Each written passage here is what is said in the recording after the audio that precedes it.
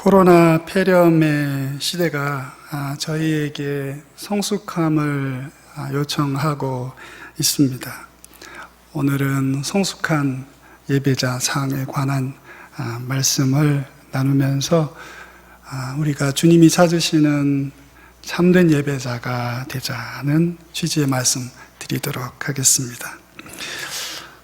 지난주, 지지난주, 그리고 지지난주 모두 다 벌써 코로나 사태가 시작되면서 여러분들께 드렸던 말씀입니다. 슬라이드에 보시면 첫 번째 주일에는 반모섬의 요한처럼 이라는 주제로 말씀을 드렸습니다. 그래서 홀로 고립되고 떨어져 있지만 성령 안에 있었던 반모섬의 사도 요한처럼 우리가 그렇게 살아가야 하겠다는 말씀 드렸고, 두 번째 큰 기쁨 큰 노염이라는 제목의 말씀으로 주님이 다시 오실 때가 더 가까운 이때에 우리가 그분 앞에 어떻게 살아야 하는가, 그런 취지의 말씀을 드렸었습니다. 지난주는 주일 지내기라는 제목으로 우리가 함께 모여서 공예배를 드리지 못하니 이 주일을 어떻게 지내야 하는가에 관한 그런 말씀 드렸습니다. 세 번 메시지 모두 다 코로나 사태가 시작되면서 여러분들께 드린 말씀이고, 세 메시지 모두 다 오늘 드리는 메시지까지 포함해서 이 상황이 우리에게 성숙함을 요청하고 있구나, 요청받고 있어요. 성숙하지 않으면 안 된다고 마구 우리의 엉덩이를 막 찔러대는 것 같은 그런 상황이 아닌가 생각이 듭니다.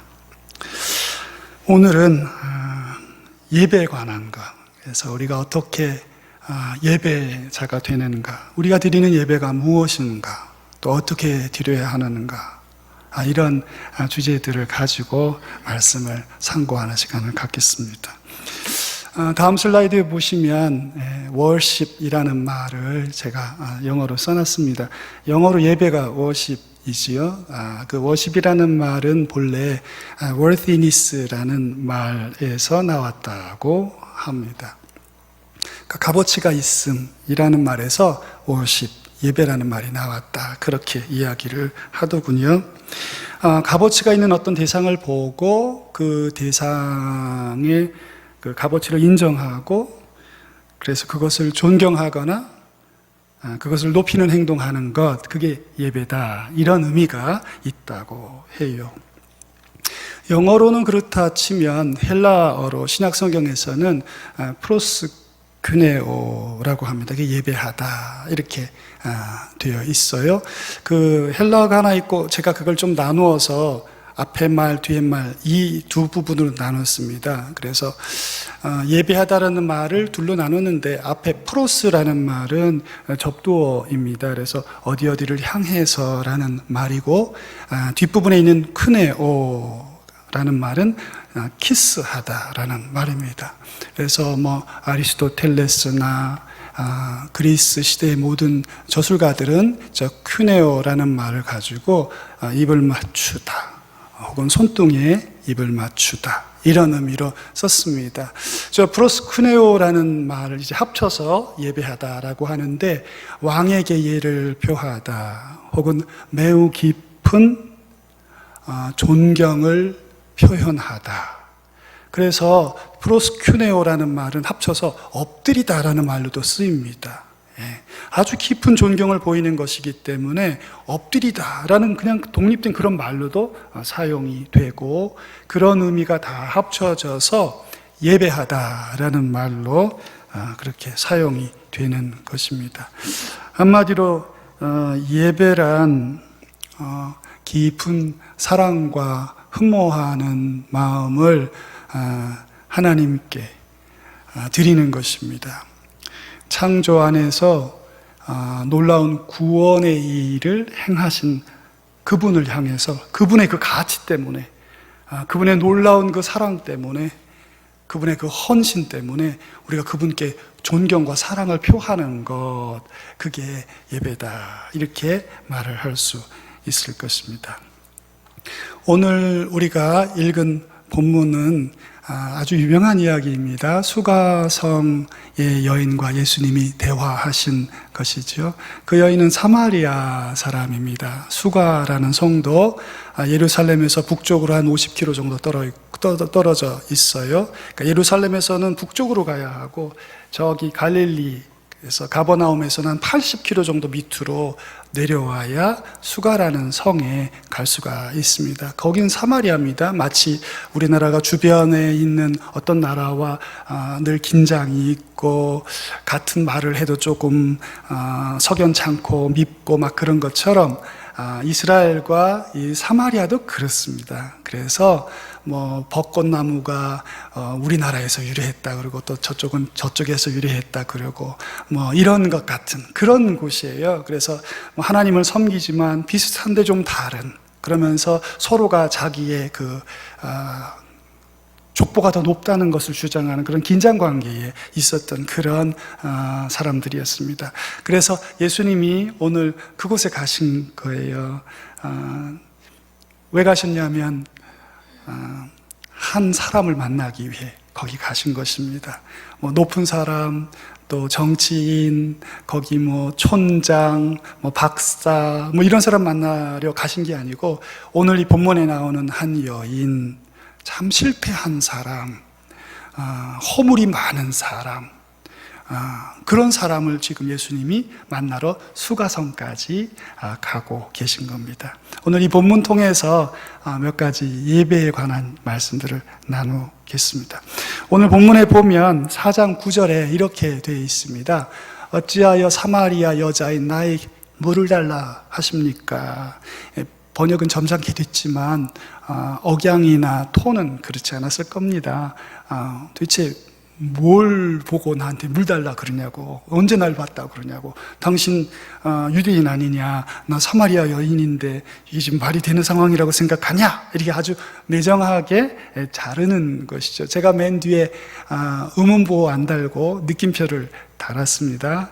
딱 잘라 말하는 것으로 보여집니다. 11절에 이렇게 되어 있습니다. 물 기를 그릇도 없고 이 우물은 깊은데, 우물이 깊으면 두레박이 있어야 하지 않습니까? 그 두레박 다 감춰놓는 거예요. 아니면 물 길린 사람이 직접 자기가 갖고 가든지, 그러지 않으면 이 우물물을 이용할 수 없도록 조치가 취해진 어떤 곳이죠. 그러니까 그 여인은 그걸 아는 거예요. 예수님이 물 달라 그러니까 물 못 준다. 예수님이 너가 내가 누군지 알았으면 도리어 너가 나한테 물을 달라 그랬을 텐데, 하나님의 선물도 내가 줬을 텐데, 이렇게 얘기하시니까 이 여인이, 아니 우물은 깊고 두레박도 당신 없는데 무슨 물을 준단 말이요? 이렇게 따져 묻는 거예요. 따져 묻는 것입니다. 15절에는 이렇게 되어 있습니다. 주여 그런 물을 내게 주사 목마르지도 않고 다시 이곳에 물 길러 오지도 않게 해 주십시오. 저기 지금 주여 이렇게 돼 있으니까 여러분은 무슨 신앙 고백처럼 들으실지 모르지만 실은 저건 이런 거죠. 여보세요 신사분, 이런 말이죠. 여보세요 선생님, 이런 말이에요. 예수님이 너가 나에게 도리어 물을 달라 그랬을 것이다. 여기 와서 물 떠먹으면 다시 목마르지. 그렇지만 내가 주는 물을 먹으면 영원히 목마르지 않는다. 이렇게 얘기를 하니까 저 여인이 저 말을 한 것입니다. 한마디로 말하면 예수님 거의 뭐 협잡꾼이나 혹은 사기꾼 같이 그렇게 생각하고 말을 하고 있는 것으로 보여요. 생기기는 멀쩡하게 생겼는데 하는 말을 들으니까 좀 이상하다. 그리고는 이런 말이에요. 그럼 나도 한번 줘봐요. 나 한번 먹어볼 테니까. 나도 한번 그런 물 먹어나 봅시다. 이렇게 지금 거절을 하고 있는 것이에요. 그랬더니 예수님께서 뭐라 그러셨어요? 그 여인의 폐부가 찔리는 듯한 그런 마음이었을 거예요. 너의 남편을 데리고 오라. 내가 금을 줄 테니 너의 남편 데리고 오라. 이렇게 얘기를 했습니다. 꼼짝 못하죠. 우리는 그걸 알아요. 이 얘기를 아니까. 근데 그 여인이 이 말을 들었을 때 얼마나 난감했겠습니까? 그랬더니 여인이 뭐라 그래요? 난 남편이 없다고 이렇게 얘기를 합니다. 그랬더니 예수님 뭐라 그래요? 참 대답을 잘하는구나. 너 남편이 5 있었고 지금 있는 남편은 네 남편이 아니니 남편이 없다 하는 네 말이 옳다. 예수님 굉장히 지혜로우시죠? 한 번도 잘못했단 말 안 하시고 너 참 대답 잘한다. 그래, 네 말이 옳다. 두 번이나 옳다, 맞다 이렇게 이야기를 하시고 계신 거예요. 아마 이 말을 들으면서 그 여인은 더 큰 충격을 아마 받았겠죠. 그때 그 기절초풍할 상황에서 그 여인이 얼마나 놀랐는지 이렇게 말했어요. 선생님, 여기 이때는 좀 진짜 좀 진심이 담겼겠죠. 주여, 내가 보니 선지자로소이다 이렇게 얘기를 합니다. 요 말까지 보면 뭔가 이 사람이 좀 하나님 앞에 딱 엎어지거나 주님 앞에 항복하거나 했을 것 같은데 아직 아닙니다. 거절합니다. 20절에 보면 이렇게 돼 있습니다. 우리 조상들은 이 산에서 예배했는데 당신들의 말은 예배할 곳이 예루살렘에 있다 하더이다. 이렇게 여인이 말을 합니다. 선지자시군요. 선지자처럼 보입니다. 하고 조금 높여준 것 같아요. 그러나 금방 이어서 하는 말이 뭐냐면 우리 조상들과 당신이라고 딱 대조하지 않아요? 조상들이란 말, 우리 아버지란 말이거든요. 우리 아버지들은 이 산, 그리심산, 여기서 사마리아 사람들은 여기서 예배해야 하는데, 여기서 예배하는데 유대인들인 당신들은 예루살렘에서만 예배해야 한다고 주장한다는 거죠. 그렇게 딱 대조를 하면서 이야기를 합니다. 아마 그 주제에 더 머물고 싶지 않았었을 거예요. 남편 혹은 결혼, 자기의 이 과거의 이야기들을 하는 그런 주제를 말하고 싶지 않았을 것입니다. 그래서 지금 말꼬리를 돌리고 있는 것이죠. 갑자기 예배 장소 얘기로 화제를 바꿔버렸습니다. 순수하게 질문하는 것이 아니겠죠. 이건 질문하는 게 아닙니다. 말을 끊고 지금 화제를 바꾸어서 도망가려고 하고 있는 거예요. 대화를 끊고 싶은 거죠. 왜 그렇습니까, 여러분? 왜 끊는 거예요, 이게? 문화와 종교는 아무리 서로 논쟁해도 답이 없지 않습니까? 한마디로 말해서 이 여인은 답이 없는 주제를 책상 위에 올려놓음으로 그와 더불어 더 이상 말할 게 없음. 당신들은 이렇고 우리는 이렇고 오랫동안 이렇게 해왔으니까 더 이상 말하지 맙시다. 이렇게 대화를 끝내려고 이 주제를 꺼냈던 것이에요. 당신은 신통한 것 같습니다. 그렇지만 그게 나하고 우리에게는 큰 의미가 없어요. 그만 가세요 하고 거절을 하고 있는 것이에요.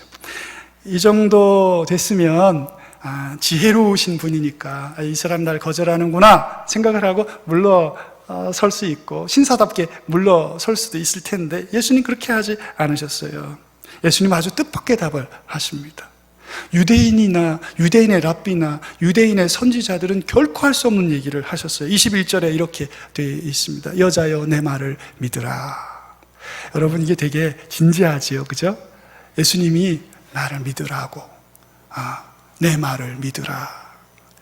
이 산에서도 말고 예루살렘에서도 말고. 지금 예수님은 그리심산이냐 예루살렘 시온산이냐 논쟁이 있는데 그 어떤 것도 아니라는 거예요. 이제 새로운 시대가 올 것이라고, 새로운 기준이 도래할 것이라고. 이 산도 아니고 예루살렘도 아닌 그런 상태에서 새로운 기준 하에서 우리가 하나님을 아버지로 예배하게 되는 날이 올 거다, 이렇게 얘기를 하셨습니다. 오늘 이 말은 예수님이 십자가와 부활 그리고 오순절의 성령 강림을 통해서 우리에게 주어질 그 은혜의 탁월성에 관한 얘기를 지금 하고 계신 것입니다. 이게 예배와 관련이 있어요. 새로 오는 세대 예수님의 구속의 절정에 예배가 관계되어 있습니다. 이게 우리가 지금 예배 드리지 않습니까, 여러분? 우리가 지금 예배로 못 모이고 있지 않습니까? 예배가 관계가 있어요. 우리의 구원은 예배의 큰 선물과 함께 온 것입니다. 어떻게 다르냐 말이죠. 오늘 이 본문에서 우리는 예수님의 예배학에 관한 교훈 몇 가지를 살펴볼 거예요. 먼저 예배는 어떻게 드리는 것인가? 온 마음으로 드리는 것입니다. 예수님은 사마리아 성의 수가성 여인에게 영과 진리로 아버지를 예배할 때가 온다 이렇게 말씀하셨습니다. 이 말은 쉽게 말하면 온 마음으로 예배할 수 있고 또 온 마음으로 예배해야 하는 때가 됐다, 이런 말씀이에요. 여러분, 예배의 기원은 경이감입니다. 아까 제가 설교 초반에 예배의 그 어원에 관한 얘기를 하지 않았습니까? 역사 가운데 아주 큰 일을 하나님이 행하신 거예요. 그것에 대한 깊은 경이감, 놀라움, 그 감탄하는 마음, 그게 예배의 기원입니다. 어떤 사람은 작은 풀꽃 하나 보고도 하나님을 발견하고, 어떤 사람은 이집트의 10가지 재앙이 내림에도 불구하고 회개하거나 돌이키지 않는 사람들이 있어요. 그런데 어쨌건 구원을 경험한 사람들, 하나님의 구원의 역사를 경험한 사람들이 그 경이감 속에서 드리고 반응하는 게 예배입니다. 예배는 구원과 더불어 발생합니다. 살아계신 창조주 하나님을 만나요. 십자가에서 그가 나를 위해 죽으셨다는 게 깨달아집니다. 그분의 임재를 경험합니다. 그때 우리가 경이감 속에 하나님 예배하게 되는 것입니다. 부활 후에 다른 제자들은 다 예수님을 만났지만 도마는 그날 그곳에 없어서 만나지 못했죠. 그리고 얼마 있다가 다시 예수님을 만나게 됐을 때 도마는 예수님의 그 못자국에 손을 넣어보고 또 옆구리에 손을 넣어보고 그리고 이렇게 고백했어요. 나의 주시오, 나의 하나님이십니다. 이렇게. 여러분이 유대인의 신관이 바뀐 것입니다. 유대인이 사람을 하나님이라고 부르는 일은 정말 있을 수가 없는 일이에요. 그냥 죽었다가 사람이 살았구나, 그거 갖고 절대로 되는 일이 아닙니다. 이 일은 예수님이 계속해서 가르치셨고 자신의 부활에 대해서 예고하셨고 그 일이 벌어졌기 때문에 더 이상 그의 신성을 의심할 수 없고 부인할 수 없었기 때문에 이런 고백이 나온 것이에요. 경이감, 완벽한 경이감, 그 경이감에서 예배가 나온 것입니다. 온 마음으로 고백할 수밖에 없는 것입니다. 그게 예배예요. 온 마음으로 하는 게 예배입니다. 온 마음이 아니면 예배가 아니에요. 그러나 온 마음이면 그 어떤 것도 더 필요치 않은 것이 하나님이 새롭게 주신 교회의 예배입니다. 23절에 이렇게 돼 있어요. 아버지께 참으로 예배하는 자들은 영과 진리로 예배할 때가 온다. 영과 진리로 예배할 때가 온다. 그게 지금이다. 이렇게 얘기를 하셨어요. 영과 진리로. 24절에도 이렇게 되어 있습니다. 이게 2번 반복되지요. 하나님은 영이시니 예배하는 자가 영과 진리로 예배할지니라. 이렇게 말씀을 합니다. 다음 슬라이드에 이렇게 되어 있어요. 영과 진리, 스피릿, 그리고 트루스. 그러니까 성령과 진리로 혹은 진리 안에서 하나님을 예배할 때가 온다. 이렇게 말을 했습니다. 헬라 말로는 푸뉴마 그리고 알레세이아 이렇게 써 있어요. 영과 진리. 지금 저것이 나누어져 있지만 실은 이 요한복음이지 않습니까? 요한에게 있어서 이 표현이 그대로 반복됩니다. 누구를 향해서? 성령을 향해서. 다음 슬라이드에 보시면 이렇게 되어 있어요. 요한복음 15장 26절에 보면 예수님은 성령을 뭐라고 부르시냐면 진리의 성령, 진리의 영 이렇게 부르세요. 그 말이 다 그대로 같은 헬라 말입니다. 진리, 알레세이아, 그리고 영, 푸뉴마. 같은 말이에요, 같은. 그러니까 Spirit and Truth라고 말할 때 그것은 본래 성령을 말하는 거예요. 근데 지금 그것을 설명하기 위해 나누신 거예요. 왜냐하면 성령 안에 진리가 있는데 사람들이 성령님 그러면 특별한 생각을 하기 때문에 그 안에 진리가 본chất이라는 걸 보이시려고 나누신 것입니다. 그 시는 성령님을 말하는 거예요. 성령님 안에 진리가 있습니다. 그걸 예수님이 지금 영과 진리로 예배하라 이렇게 말씀하고 있는 것이에요. 요한의 이 언어 성령과 진리, 영과 진리로 예배하라 이 말은 여러분 구약의 오랜 약속이 성취된 것을 말하는 것입니다. 그게 뭡니까? 우리 안에 하나님의 말씀의 법이 새겨지는 거예요. 말씀이 우리 안에 들어온 것이죠. 말씀만 들어왔습니까? 신약 성경의 가장 큰 성전의 변화가 뭡니까? 성전이 예수님이 되시고 그리고 그 성전이 우리가 되는 거예요. 구약 성경의 가장 큰 두 주제가 율법과 성전인데 그게 모두 다 성도의 영혼 안에 들어오게 됩니다. 두 개 다 들어오게 돼요. 무슨 말씀 지금 드리려고 하냐면 영과 진리로 예배하라는 말씀은 바꿔 말하면 온 마음으로 예배하라 이렇게 말하는 거예요. 여러분 우리가 주님 예배할 때 어떻게 예배해야 한다고요? 온 마음으로 마음을 다하고 뜻을 다하고 성품을 다하여 우리가 그분을 예배해야 하는 것입니다.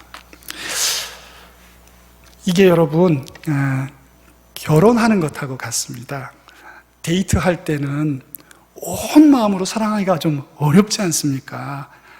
일단은 경제도 따로 돌아가고 또 집도 따로 살고 그렇지 않습니까? 그러다가 데이트할 때는 그래서 뭐 밤에 헤어져야 되고 또 만나기도 또 못 만날 때도 있고 그런데 결혼을 하면 여러분 어떻게 됩니까? 한 집에서 같이 살잖아요.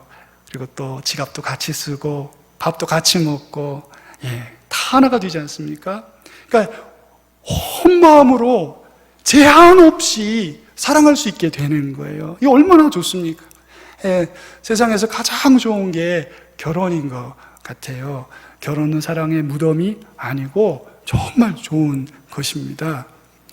오늘 결혼과 같아요. 우리가 신약에 들어와서 예수님이 오셔서 우리에게 주신 예배는 바로 이런 것입니다. 이제는 사마리아 갈 필요도 없고 예루살렘 갈 필요도 없습니다. 어떤 날에 구속돼서 그 날에만 예배하고 그 다른 날은 예배할 수 없고 그런 거 없어요. 모든 걸 다 우리에게 다 주셨습니다. 이제는 우리가 일주일 내내 어떤 날 어떤 곳에서든 우리가 온 마음으로 주님 앞에 있으면 완벽한 예배예요. 완벽한 예배. 부차적인 예배나 2% 모자란 예배가 아니에요. 오늘 예수님 오셔서 우리에게 주신 예배 특권이 뭡니까? 우리가 영과 진리로 온 마음으로 주님을 예배하면 되는 거예요. 그게 모든 것입니다. 온 마음으로 예배를 할 수 있는 세상이 됐고 또 온 마음으로 예배하도록 요청받아요. 그래서 이런 걸 구원의 임페라티브다, 구원의 인디카티브다 이렇게 말을 하죠. 구원의 명령형과 구원의 직설법. 예배 온 마음으로 드릴 수 있어요. 이게 우리에게 들어온 복이에요. 그것과 함께 우리가 예배를 온 마음으로 또한 드려야만 하는 것이지요. 이게 주님이 우리에게 주신 첫 번째 예배학입니다. 온 마음이면 되는 거예요. 온 마음으로 예배 드릴 수 있는 세상이 된 것입니다. 오늘 찬송도 그런 찬송을 불렀지 않습니까? 온 마음 다해 주 사랑하라. 제가 의동교회에 와서 여러분들과 교제하고 또 우리 교우들의 여러 일들을 보면서 그런 감동이 있을 때가 있습니다. 참 이분은 참 대단하다. 주님을 이렇게 사랑하시는구나 하는 거 봅니다, 여러분. 제 눈에도 다 보입니다. 그래서 그런 걸 볼 때면 너무 감사하고 또 제 자신이 참 부끄럽고 그런 때가 있습니다. 여러분, 예배를 모이지 못하는 이 예배 위기의 시대에 주님이 주신 이 말씀을 기억해야 합니다. 우리가 온 마음으로 예배할 수 있게 됐어요, 이제. 내 아내를 내가 마음껏 사랑할 수 있게 된 것처럼 내가 이제 장성한 자녀로 하나님을 마음껏 온 마음으로 예배해도 되게 됐습니다. 그리고 온 마음으로 또 예배해야 합니다. 온 마음으로 예배하셔서 여러분 예배의 위기의 시대를 믿음으로 슬기롭게 극복하시는 복된 성도와 교회 되시기를 주의 이름으로 축원합니다. 예수님이 주신 게 어떻게 온 마음으로 예배해야 한다는 거였다면, 두 번째는 지금 예배해야 된다는 거예요. 지금. 21절에 이렇게 돼 있어요. 너희가 아버지께 예배할 때가 이르리라. 이것도 현재형이에요. 이르리라고 하면 꼭 미래 같지 않습니까? 헬라어 말로는 현재형입니다. 23절에 보면 영과 진리로 예배할 때가 오나니. 이것도 현재형이에요. 곧 이때라. 지금이란 말이죠. 예. 때가 오는데 곧 이때라. 이렇게 말해요. 그러니까 현재 말하는 거예요. 예수님 계속 지금이라고 말씀하고 계시죠. 그리고 여러분, 예배자를 찾으신다는 하나님, 그분이 찾으시는 저 수고도, 아버지가 예배자를 찾는다는 저 수고도 현재 진행형이에요. 현재형이에요. 아버지가 지금 찾고 계시다, 찾으신다. 이거 다 현재형입니다. 예배는 온 마음으로 드릴 수 있고 또 드려야 하는 것이었다면, 예배는 지금 가능하게 됐고 또 지금, 바로 지금 드려야 하는 게 예수님이 주신 예배입니다. 지금이라는 말은 시간으로만 해석할 게 아니고요, 우리의 삶 전체를 포괄한다고 생각하시면 됩니다. 로마서 12장 1절에 이렇게 되어 있습니다. 여러분 한번 같이 읽어 보겠습니다. 너희 몸을 하나님이 기뻐하시는 거룩한 산 제물로 드리라. 이는 너희가 드릴 영적 예배니라. 영적인 예배인데 그게 뭐와 관계 있냐면 몸과 관계 있어요. 몸. 우리의 영과 관계 있는 게 아니고 몸과 관계 있다는 거예요. 참으로 영적인 예배는 무엇으로 드리는 것이냐? 우리의 영으로 드리는 것이냐? 몸으로 드리는 거라는 거예요.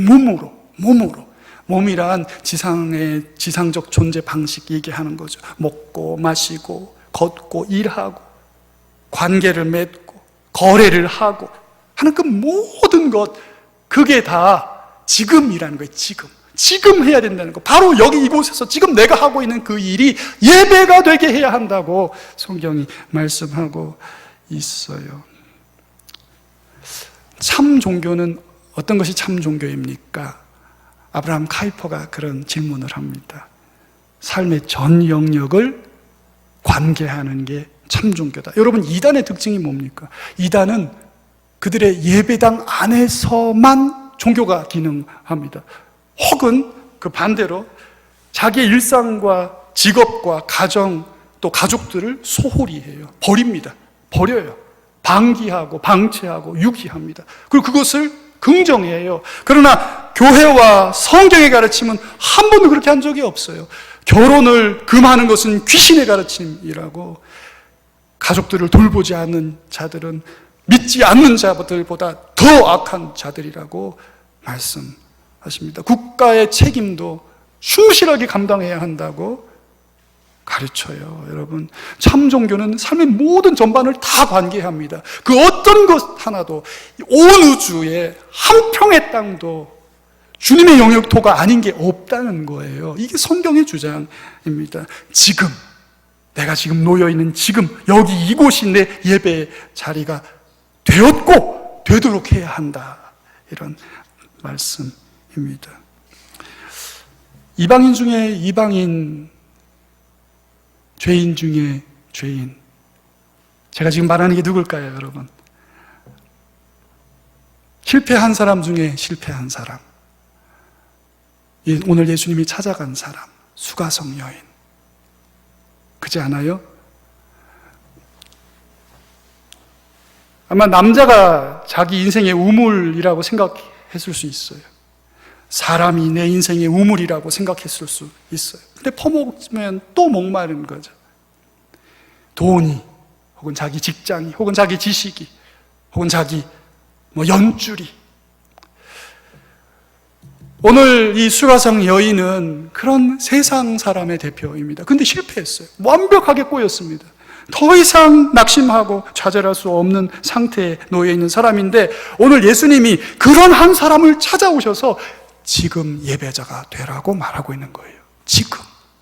뭐 더 준비하고 뭐 더 갈고 닦고 뭐 더 거룩하게 한 다음에 예배 드리겠습니다. 그게 아니라 지금 와서 지금 예배자가 되라고 말씀하고 계세요. 이 여인이 성도가 되면 하나님의 나라에 무슨 큰 공헌이 있겠습니까, 여러분? 그렇죠? 정말 별거 없는, 정말 버림받은 한 인생 아닙니까? 그런데 오셔서 예수님이 계속해서 반복하는 거예요. 지금이라는 거예요. 지금. 객관적으로 하나님의 나라가 지금이고 예배가 지금이라는 말로도 볼 수 있지만 그 여인을 향해서 예수님이 지금 초청하고 계신 거예요. 지금 들어오라고. 지금 내가 지금 너 앞에서 말하고 있는 지금 바로 이 말을 하고 있는 지금 예배자로 서라고 지금 초청하고 계세요. 여러분, 이 보잘것없는 한 여인을 향해 예수님이 이렇게 집요하게, 이렇게 간절하게, 이렇게 절박하게 예배를 요청하는 게 너무 이상하지 않습니까, 여러분? 그 은혜의 부르심 앞에 지금 응답해야 합니다.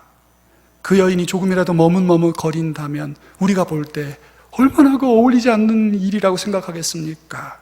오늘 이 말씀을 듣는 모든 교우들, 지금 여러분이 서 있는 그곳에서 지금 하나님을 만날 수 있어요. 그리고 만나야 합니다.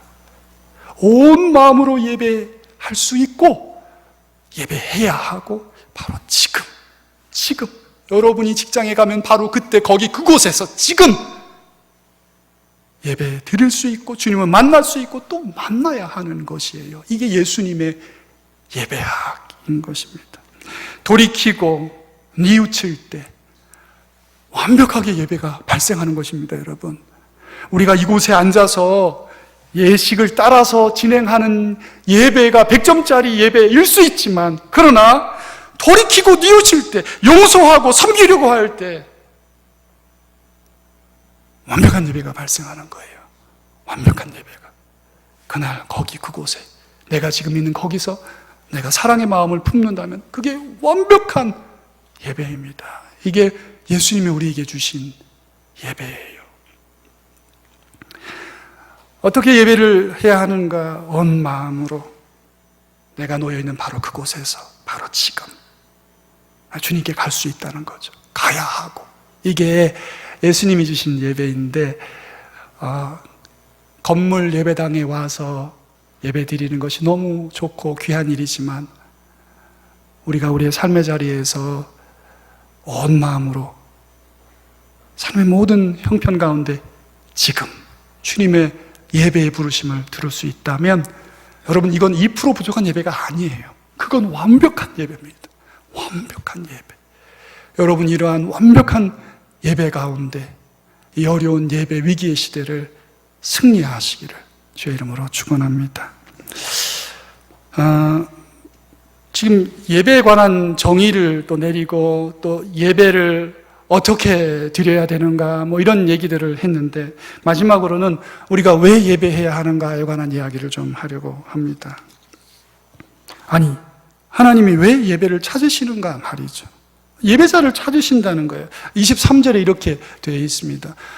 아버지께서는 자기에게 이렇게 예배하는 자들을 찾으시느니라. 찾으신다. 이 찾는다는 말은 제테오라는 헬라 말입니다.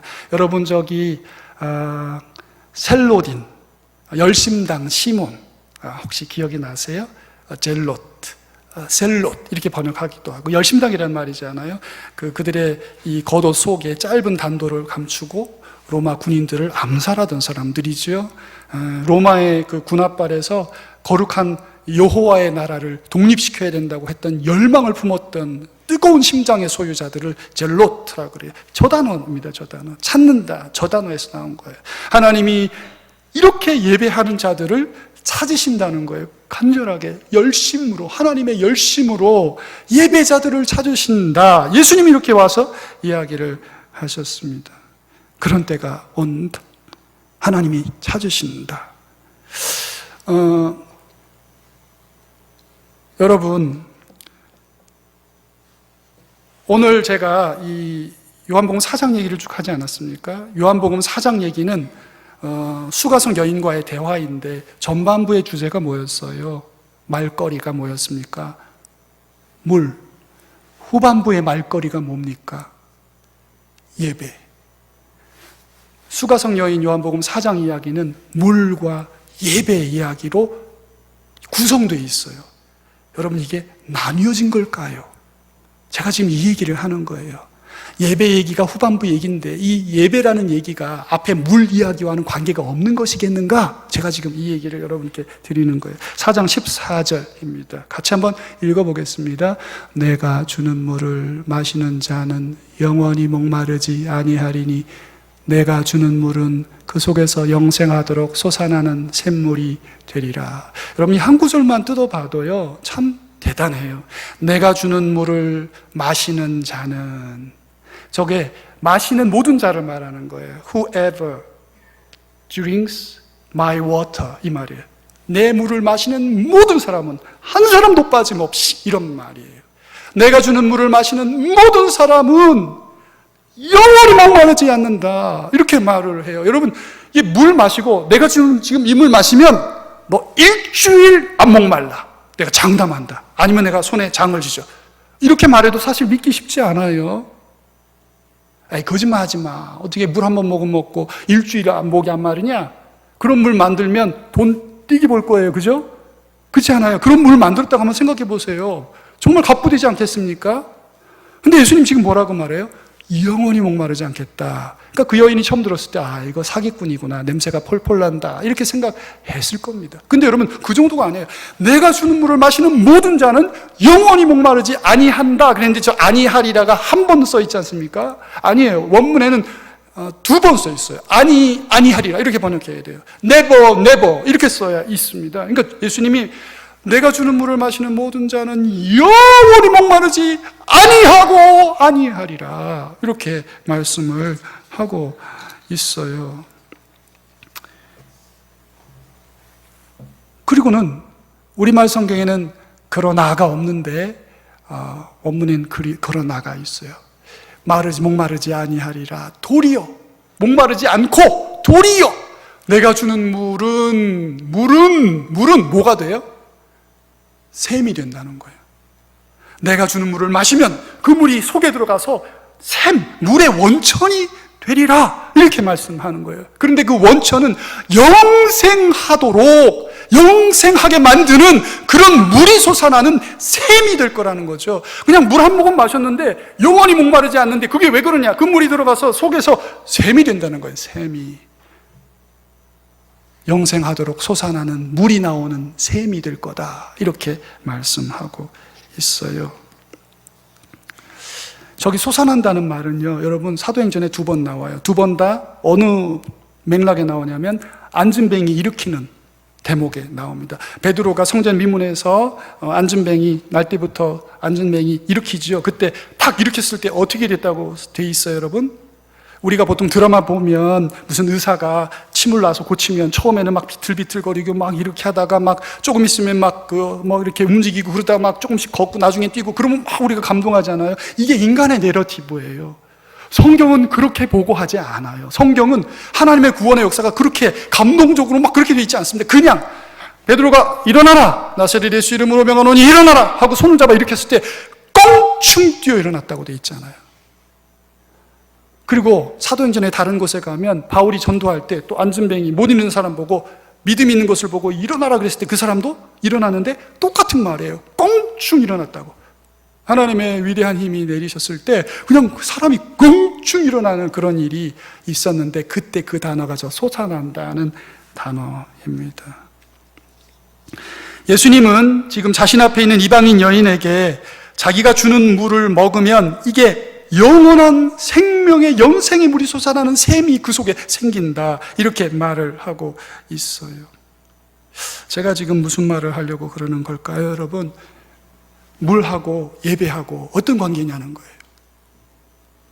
예수님이 수가성 여인에게 물 얘기하시고 그리고 예배 얘기하셨는데, 이거 물과 예배가 어떤 관계냐는 거예요. 여러분, 왜 하나님이 예배자를 찾으십니까?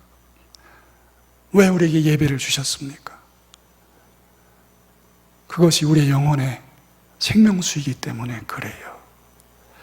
우리가 예배를 통해서, 주님이 주신 이 예배를 통해서 하늘의 은혜를 경험할 수 있도록 의도하셨기 때문에 물과 예배가 한 이야기 안에 예수님의 입에서 나온 것이지요.